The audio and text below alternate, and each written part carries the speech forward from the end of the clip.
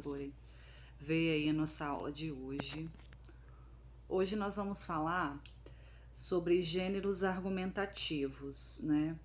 Na aula da minha irmã, vocês já viram que os gêneros argumentativos geralmente estão em tipos de textos que exigem expressar um ponto de vista, correto? E aí, como existem algumas pessoas que vão fazer outros vestibulares que não seja o Enem, eu trouxe para vocês alguns textos que compõem os gêneros argumentativos, além da dissertação, óbvio, né, gente? Porque nós vimos aí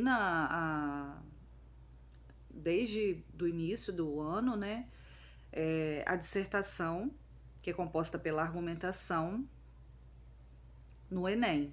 Né? O Enem cobra texto dissertativo argumentativo, correto? Aí, existem algumas pessoas que vão tentar a IFE, a UERJ, se eu não me engano, não vai acontecer, mas outras pessoas vão tentar a UERJ, não vai acontecer agora, parece, não sei se vai adiar, alguma coisa do tipo. Então, bora lá, vamos conhecer? Ó, o primeiro aí nós temos o manifesto. Vocês já devem ter ouvido falar nesses dois manifestos aqui, ó, o manifesto comunista e o manifesto futurista. Não vou falar que eu sou comunista, né? Não é isso não, é porque são os melhores exemplos para dar. O que é um manifesto, gente? O manifesto geralmente é uma declaração de um grupo de pessoas que tem o mesmo objetivo, né? Permite a você, todos nós somos cidadãos, né? Permite então você e qualquer um de nós falar sobre algo que o incomoda para que o público, a sociedade tenha conhecimento. Né? Geralmente um manifesto é um texto composto por problemas sociais. Aí eu coloquei os dois exemplos, o manifesto comunista e o manifesto futurista. Sei falar melhor do manifesto futurista. Foi um manifesto que está dentro das vanguardas europeias, que são movimentos literários que vocês ainda vão ver, tá, em literatura.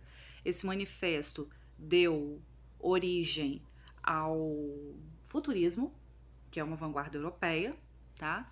E ele tinha um objetivo de falar sobre o futuro, que as pessoas precisavam se desagarrar do passado e começar a viver o futuro, porque o mundo estava mudando na época. Então, era um objetivo do grupo que fez esse manifesto. No caso, quem criou o manifesto foi o Filippo Tommaso Marinetti, mas o objetivo dele era atingir as pessoas para a questão da mudança da arte. Então, todo manifesto tem um objetivo. Aí eu coloquei o exemplo, ó, declarar publicamente suas ideias. Não tô enxergando aqui, deixa eu chegar um pouquinho mais. Nós, da diretoria, manifestamos nossa insatisfação com a decisão do excelentíssimo senhor prefeito municipal de Cornélio Procópio, senhor Frederico Alves, em apoderar-se de um espaço que esta entidade vem ocupando por mais de 13 anos, em prol da terceira idade de nosso município, localizado ao lado da Casa do Artesão. Enfim, eles manifestaram a insatisfação deles de uma ocupação de um imóvel, né? Então juntaram a associação comunitária do bairro para manifestar a insatisfação. Isso vocês podem fazer, gente, dentro da sua cidade. Você é um cidadão, você tem direito de opinião, né? A estrutura, olha, todo texto tem uma estrutura, né? O título, o corpo do texto e ao final coloca o local, tipo assim, ó, Bom Jesus do Itabapoana, hoje é que dia? 3 de abril, Bom Jesus do Itabapoana, vírgula, 3 de abril de 2020. E aí vem a assinatura dos manifestantes. Depois. Aqui nós temos um exemplo do Manifesto pelos Direitos dos Animais, o título. Aí, ó, o corpo do texto, ok? Local e data de assinatura ao final.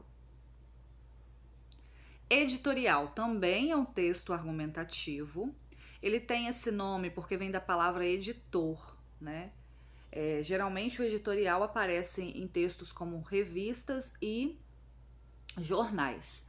Por quê? Depois de fechada a revista e o jornal, o editor-chefe faz um texto para abrir essa revista e o jornal. Quem tem costume de ler revista, principalmente, logo nas primeiras páginas da, da revista tem lá escrito editorial, né? Aí esse editor-chefe ele vai fazer um apanhado de tudo que foi feito na revista, porque é a equipe que fez essa revista, e aí ele vai escrever sobre uma reportagem, ou uma reportagem principal, por exemplo, a reportagem da capa, né? E geralmente vai envolver uma problemática, e aí ele vai colocar o nome dele e das pessoas da revista, porque são todos que fizeram, né? Então, é da esfera jornalística, que expressa a opinião de um jornal ou de uma revista, tá? Geralmente é um assunto atual ou um assunto da capa mesmo da revista, etc. Olha a estrutura. Geralmente, pessoal, o editorial, vocês viram lá no manifesto que você pode se incluir no texto. O editorial não. O editorial é geralmente na terceira pessoa, assim como uma dissertação que você faz do Enem, tá? Então é em terceira pessoa, linguagem pessoal, você não pode usar então teremos, vamos, né? Os primeiros parágrafos fazem uma síntese do assunto comentado, é tipo para apresentar mesmo o tema, igual você faz na sua dissertação. O corpo do editorial, comentários e opiniões que representam a linha de pensamento do jornal ou revista sobre o assunto. Então, o desenvolvimento do texto vai falar a opinião, o ponto de vista da revista, da equipe, não só daquele que escreve o texto, mas da equipe da revista, ok? E a conclusão apresenta uma solução, do mesmo jeito que o Enem. Só que o Enem exige aqueles 5 elementos, aqui não tem essa exigência, tá bom? Aqui nós temos um exemplo, ó, protestos no Brasil e a crise econômica. Desde o ano passado, nos deparamos com as diversas manifestações que se espalham pelas capitais e cidades do país, isso se referindo às manifestações em 2013. Todas elas demonstram a insatisfação dos brasileiros com a política, a economia e os problemas sociais no geral. O que mais ouvimos no café, no supermercado, nas paragens de ônibus ou mesmo no trânsito são frases do tipo: aonde vamos parar? Isso é culpa do PT, estamos afundando, o preço das coisas aumentam e nosso salário nunca. Essas frases proferidas pelos mais diversos tipos de brasileiros nos indicam que a insatisfação e a crise econômica cresce cada vez mais no país, e os que têm possibilidades, mínima parcela, estão deixando o Brasil para terem vidas melhores longe da nação verde e amarelo. Então, veja bem, aqui ele apresenta o assunto, fala os questionamentos que as pessoas estavam tendo, para ele chegar no assunto propriamente dito, que é o quê? O Brasil, a crise econômica está fazendo com que as pessoas deixem o Brasil para ir para outros países. Aí ele continua, fala uma solução, ele usa aí o nós, porque provavelmente se incluiu toda a equipe, né, do jornal, não tá errado. Aí embaixo ele escreve como Equipe Folhetim de Minas, que é um jornal, ok? Artigo de opinião também é um texto argumentativo, também vai utilizar de argumento. Gente, todos esses textos que eu estou explicando utilizam do ponto de vista, né? Então, pode ter uma parte ou outra que você fala sua opinião, coloque exemplos, citações? Sim, pode ter, mas o ponto de vista precisa prevalecer, porque é opinião, todos eles precisam ter opinião, argumentos. Aí eu costumo dizer o seguinte: o gênero argumentativo é tipo quando você tá lá querendo ir muito para uma festa, você é mais novo, aí você tenta utilizar de argumentos, ou seja, você tenta convencer o seu pai e sua mãe a deixar você ir à festa, porque você é menor de 18 anos, então você precisa desse consentimento, né? Então, você utiliza argumentos, às vezes até cabulosos, para convencer o seu pai e sua mãe de ir à festa. A mesma coisa, gente, é para textos argumentativos. Você precisa convencer ao seu corretor, ao seu avaliador, que aquele seu ponto de vista, que aquele ponto de vista ali tem uma lógica, não é nem assim que é o correto, mas que tem uma lógica, que você está defendendo porque existe uma lógica em relação a isso, tá? Então pertence à esfera jornalística também.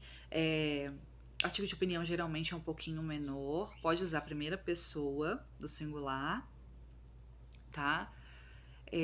Aí, olha, a estrutura dele é do mesmo jeito que todos os outros textos: introdução, desenvolvimento, conclusão, sendo que a introdução você vai apresentar qual é o assunto que vai ser escolhido, geralmente precisa do título também. Aí você tem que olhar, gente, a questão do vestibular também. Existem alguns vestibulares que não exigem título. Esses vestibulares você vai ter que olhar nas orientações. Por exemplo, o Enem não exige título, tá? Então você não precisa, não é obrigatório colocar o título. Agora, existem alguns que exigem, tá? Então você tem que ver as orientações lá na hora da sua prova. O desenvolvimento, você vai apresentar suas argumentações.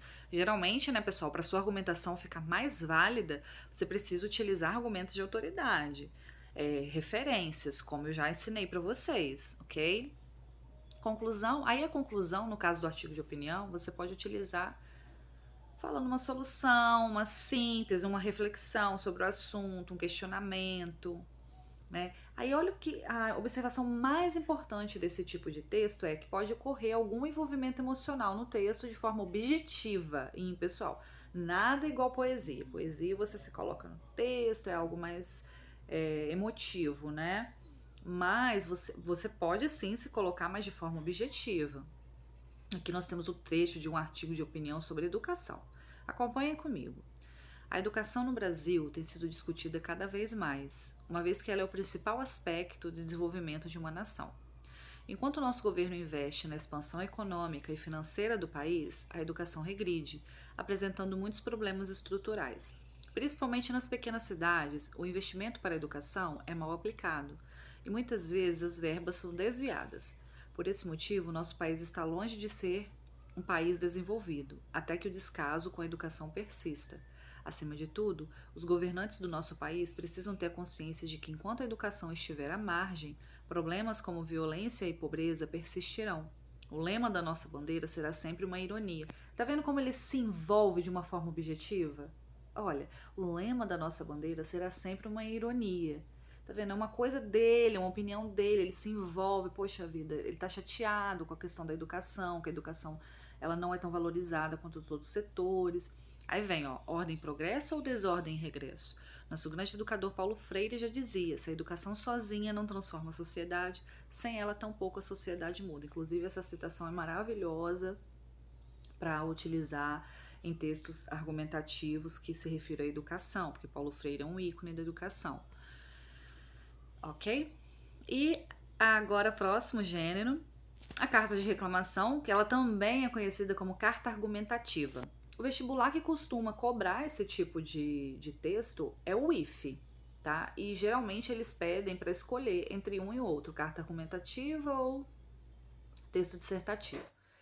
Reivindicar a solução de um problema a quem possa resolvê-lo. Pode ser enviada diretamente aos responsáveis ou ao intermediário. Vamos supor que você já está acostumado a tomar, sei lá, um café, né? Aí você gosta daquela marca de café, ok? Aquela marca de café sempre foi maravilhosa, mas as últimas remessas que você comprou, elas não têm vindo muito boas. Então, o que você vai fazer? O que você pode fazer direito seu, como consumidor daquela marca?